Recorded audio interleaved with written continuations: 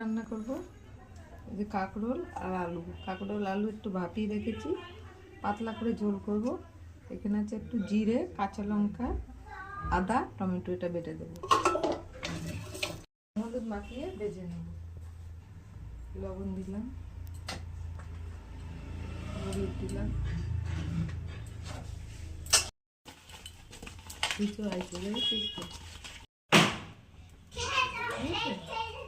ভেজে তুলে নেব। মহারাষ্ট্র মুম্বাই থেকে ফোন এসছে, কোম্পানি।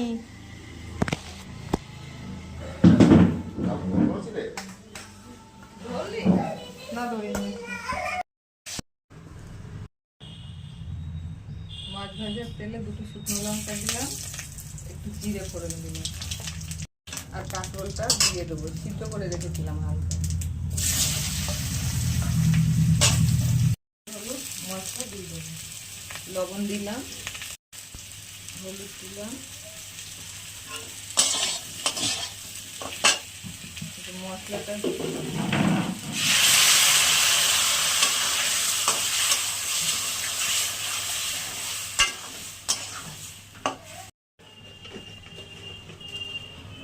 গুড় দিলাম। এবার মশলাটা ভালো করে কষিয়ে নেব।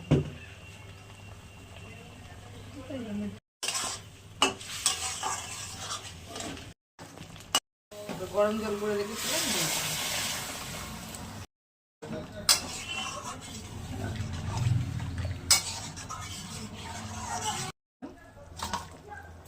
কাঁকরোল আর আলু দিয়ে।